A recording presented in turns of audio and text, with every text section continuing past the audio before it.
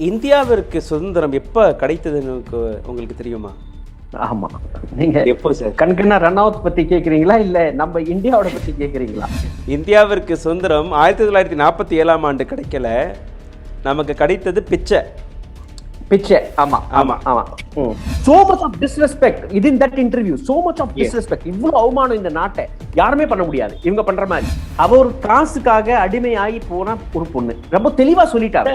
It is profit for me. அவ சொன்ன வார்த்தை. இந்த இந்த இந்த மாதிரி விஷயத்தை யாருனால வளர முடியும்? யார் இந்த மாதிரி விஷயத்தை கொண்டு வர முடியும்? Kangana Ranaut is a product of Jaggi and Modi coming together. See, I'm telling you, she is become perfect product of Modi and Jaggi's politics. Jaggi என்ன வாமிட் எடுக்கிறாரு, மோடி என்ன வாமிட் எடுக்கிறாரு, இவனும் எடுத்து போடுவா கக்குவா. வணக்கம். 2 நாட்களாக கங்கனா ரனாவத்துடைய ஒரு ஸ்டேட்மெண்ட் வைரலாகி கொண்டிருக்கிறது. டைம்ஸ் நவ்வின் ஒரு சமிட்டில் நவிகா குமார் மற்றும் கங்கனா ரனாவத் இருவருமே பகிர்ந்து கொண்ட அந்த மேடையில் இவர்கள் எந்த அளவில் விஷத்தை கக்கியிருக்கிறார்கள், நம் நாட்டு ஃப்ரீடம் ஃபைட்டர்ஸ்களை பற்றி எந்த அளவில் கொச்சையாக பேசியிருக்கிறார்கள் என்று நீங்கள் கேட்டு வருகிறீர்கள். கங்கனா ரனாவத்துடைய அந்த வார்த்தைகள், ஆசாதி அகர் भीख में मिले तो क्या वो आज़ादी हो सकती है. கங்கனா ரனாவத்துடைய இந்த ஸ்டேட்மெண்ட், இதற்கான அர்த்தம், சுதந்திரம் பிச்சையாக கிடைத்திருந்தால் அதை சுதந்திரமாக பார்க்க முடியாது. 1947ஆம் ஆண்டு நமக்கு சுதந்திரம் கிடைக்கவில்லை. நமக்கு சுதந்திரம் 2014ஆம் ஆண்டு தான் கிடைத்திருக்கிறது. அப்போ தன்னுடைய உயிரை, தன்னுடைய வாழ்க்கையை அர்ப்பணித்த அந்த சுதந்திர போராளிகள், தன்னுடைய உயிரை இந்த நாட்டு மண்ணிற்காக கொடுத்த அந்த சுதந்திர போராளிகளுடைய அர்த்தம் என்ன? இந்தியாவிற்கு சுதந்திரம் கிடைக்கவில்லை என்று எந்த அளவில் இந்த பெண்மணி பேசியிருக்காரோ, இதே பெண்மணிக்காக இந்த நாட்டு அரசாங்கம் கொடுத்தது ஒரு மிகப்பெரிய பட்டம், பத்மஸ்ரீ. கங்கனா ரனாவத் போன்ற நபர்களுக்கு பத்மஸ்ரீ போன்ற பட்டத்தை கொடுக்கணுமா கொடுக்கக்கூடாது என்று கூட இந்த நாட்டு அரசாங்கம் சிந்திப்பதில்லை.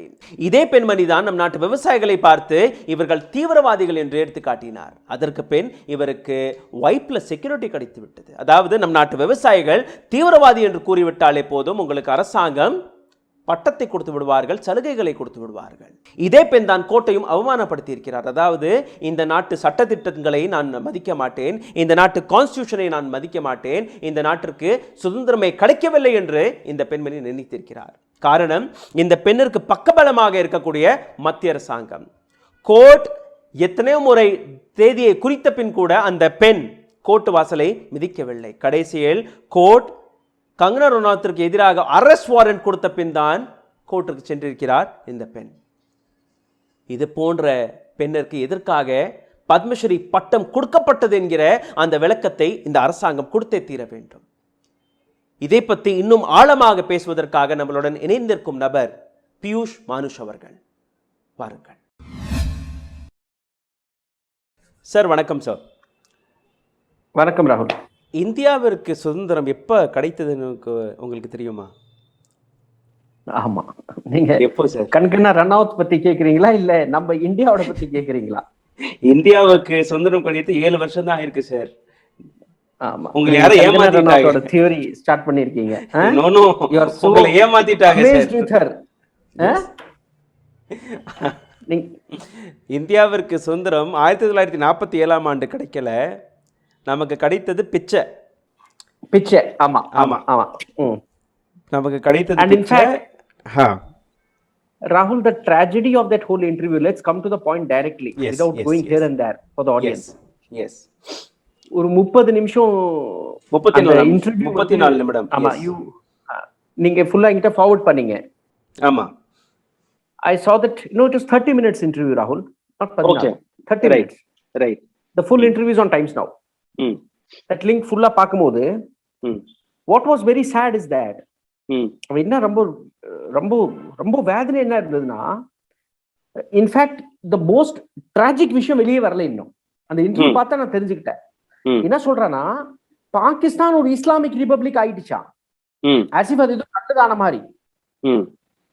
இந்தியா ஒரு நோமேன்ஸ் லேண்டா. இந்தியா யாருக்கு வேணா ஆகலாமா, அது என்ன செகுலர் நான்சென்ஸ் அப்படி கேட்கிறான். இப்போ இந்த இந்த இந்த மாதிரி விஷயத்தை யாருனால வளர முடியும்? யார் இந்த மாதிரி விஷயத்தை கொண்டு வர முடியும்? Kangana Ranaut is a product of Jaggi and Modi coming together. ஜக்கியு மோதி கூட வந்தது தான் கங்கனா ரனாவத். ரொம்ப வேதனை அந்த இன்டர்வியூல, பயங்கர வேதனை ஆயிடுச்சு எனக்கு. And in fact, now Times Now has given a statement.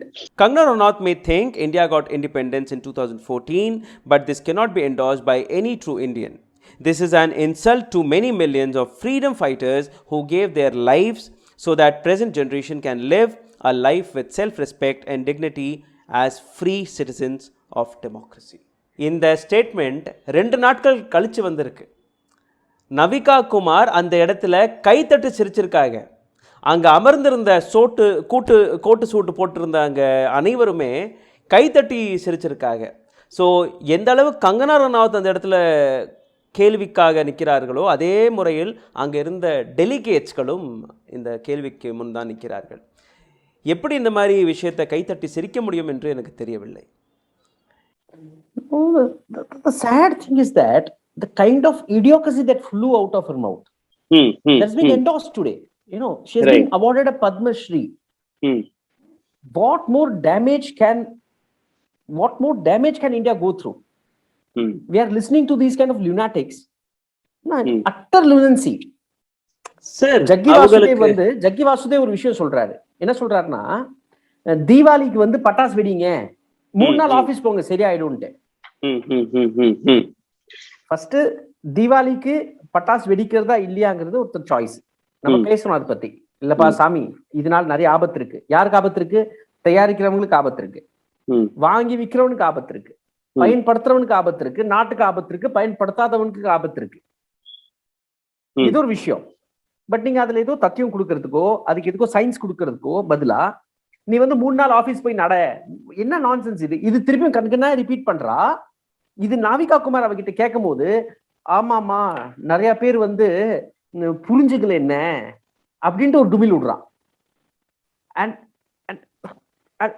see, it is much more than Kangana Ranaut here.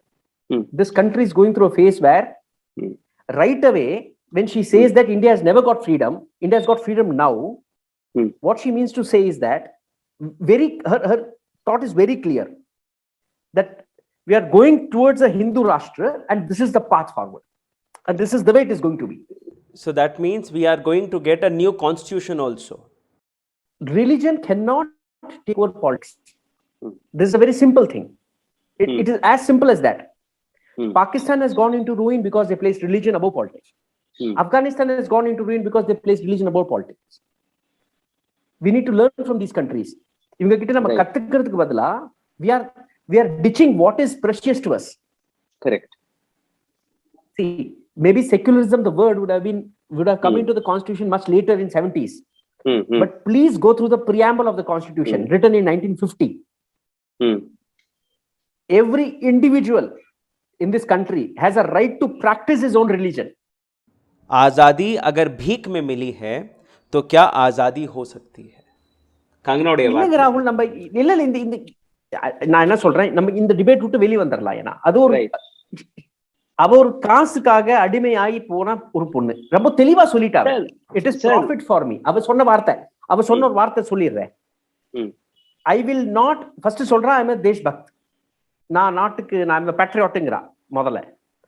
Immediately say I need good clothes, I need good money, I need affairs also.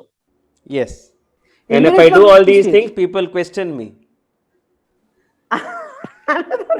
So let us not go back into that lunatic kind of statement. Sir, my take it to a broader perspective. That another thing I'll try to remind you here itself. There was this BJP spokesperson from the Yuva Morcha who made a statement that 99-year lease this freedom has been got for us. Yes. அந்த clip ஒரு வாட்டி நான் காட்டிறேன். அந்த clip நான் ஒரு வாட்டி காட்டிறேன். 99 साल की लीज पे? हाँ, ये जो आजादी हुई है ये 99 साल की लीज पर है. भारत कंप्लीटली आजाद नहीं है.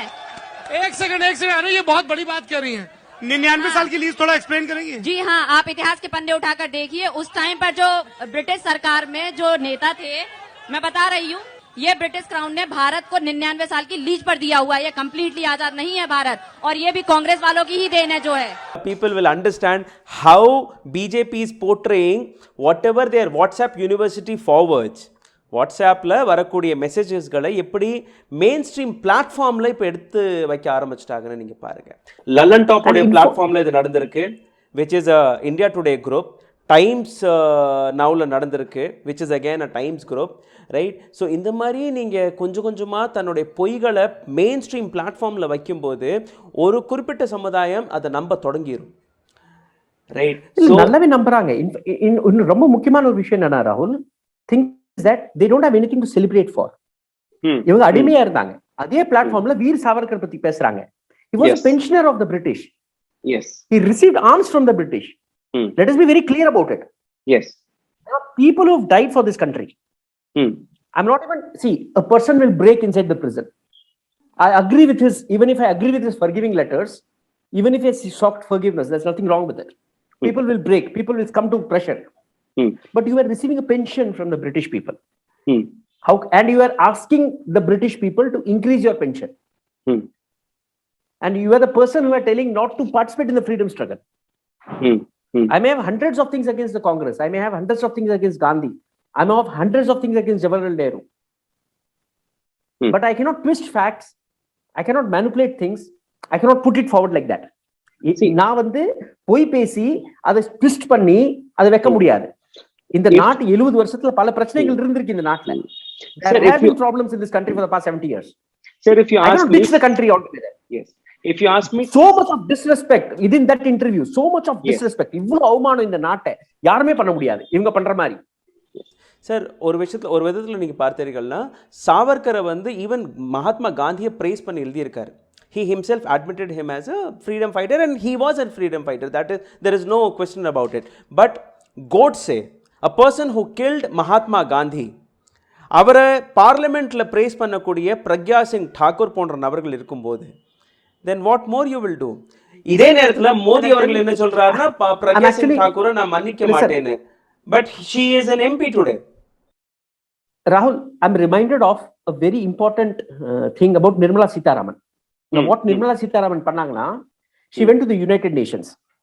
அந்த ஒரு இன்டர்வியூ ஞாபகம் இருக்குல்ல? Yes, I remember. கொடுத்துட்டு இருந்தாங்க. அதுல ரொம்ப தெளிவா ஒரு கேள்வி கேட்கப்பட்டது. என்ன கேட்டாங்க அவங்க கிட்ட? What is the success of the vaccination program? For that she replied, Nirmala Sitharaman replied this. For the past 70 years, the country has built institutions that has made health delivery systems very robust. At an international platform, you want Gandhi. At an international platform, you want Gandhi. You want your IITs. You want your IIMs. You want everything that has been created in this country. Let's credit it to you. Because for him, politics is not visible. For him, for any Western view or anyone from outside will look at this country and look at the Prime Minister. He will not look at party politics. He will not look at BJP. He will not look at Congress. He will look at the country as a whole. அவங்க இந்த நாடை ஒரு ஒன்னா பார்ப்பாங்க. அவங்க இந்த நாடை வந்து ஒன்னா பார்ப்பாங்க. அவங்களுக்கு அந்த பார்ட்டி பாலிடிக்ஸ் தேவையில்லை. இங்கதான் பார்ட்டி பாலிடிக்ஸ் தேவை இருக்கு. இங்க என்னன்னா 70 வருஷத்துல எதுவுமே ஆகல, 70 வருஷத்துல எதுவுமே ஆகல. பிரிட்டிஷ்காரன் போயிட்டான், பிரிட்டிஷ்காரன் காங்கிரஸ் விட்டுட்டு போயிட்டான். அப்போ நீ எங்க இருந்த? அப்போ ஹிந்து மகாசபா எங்க இருந்தது? RSS எங்க இருந்தது?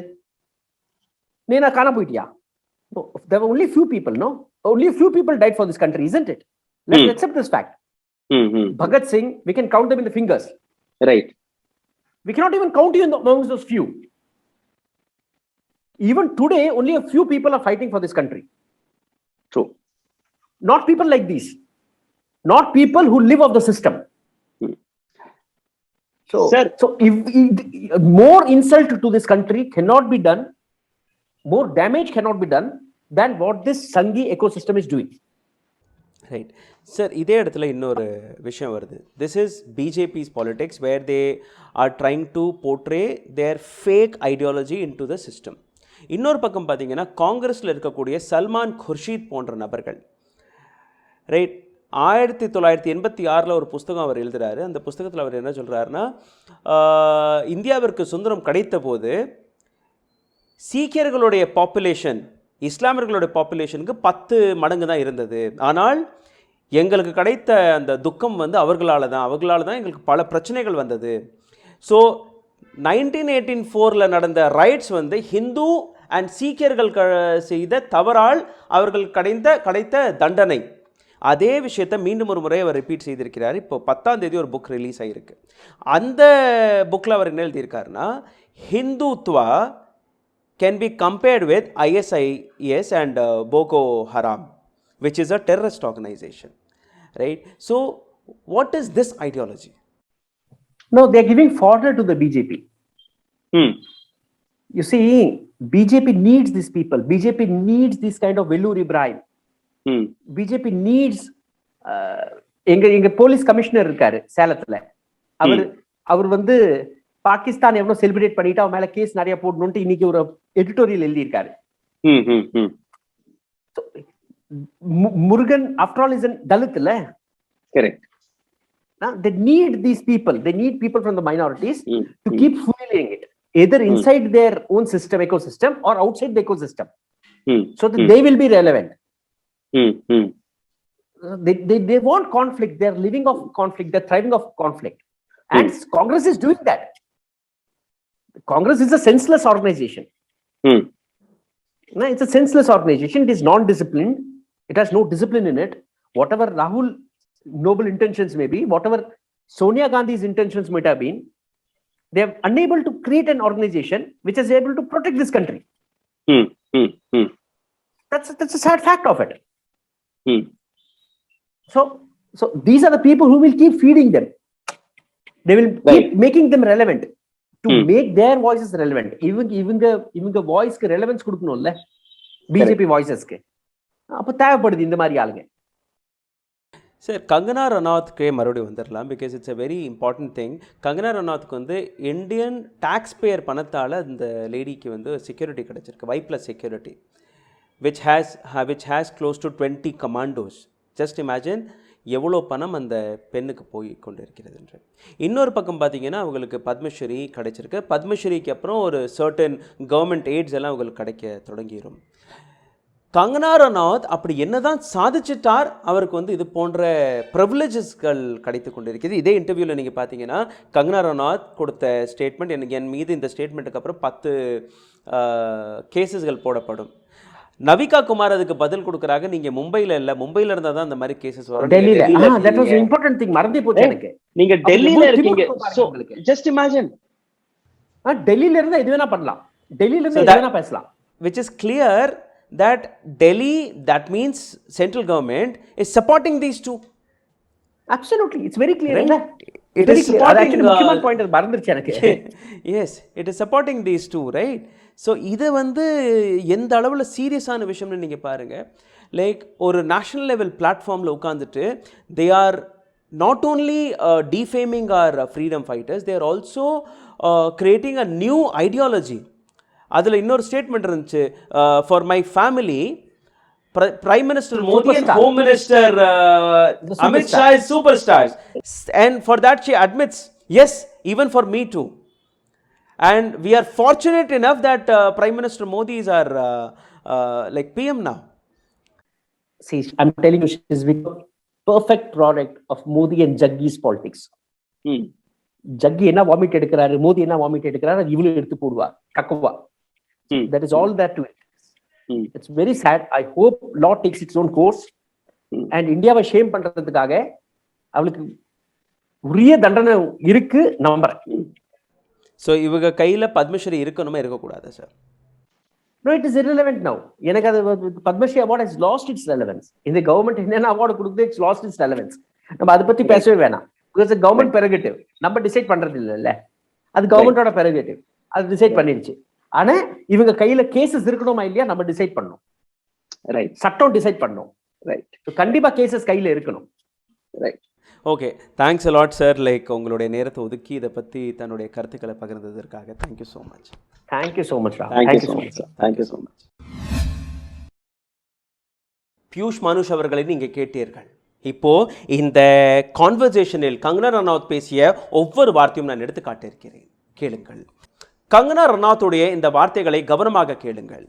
Coming back to Savarkar, Lakshmibai, Netaji Subhash Chandra Bose, those people knew it, the blood will flow, but it shouldn't be a Hindustani blood. They knew it. They paid a price, of course. वो आज़ादी नहीं थी, वो भीख थी, और जो आज़ादी मिली है वो 2014 में मिली है. சாவர்கர், நேதாஜி சுபாஷ் சந்திர போஸ், லக்ஷ்மிபாய் போன்ற நபர்களுக்கு அவர்களுடைய ரத்தம் வீணாக போகும் என்று தெரிந்திருக்கிறது. ஆனால் கூட அவருடைய ரத்தத்தை கொடுத்தார்கள். ஆனால் அதற்கான விடயம் அவர்களுக்கு கிடைக்கவில்லை.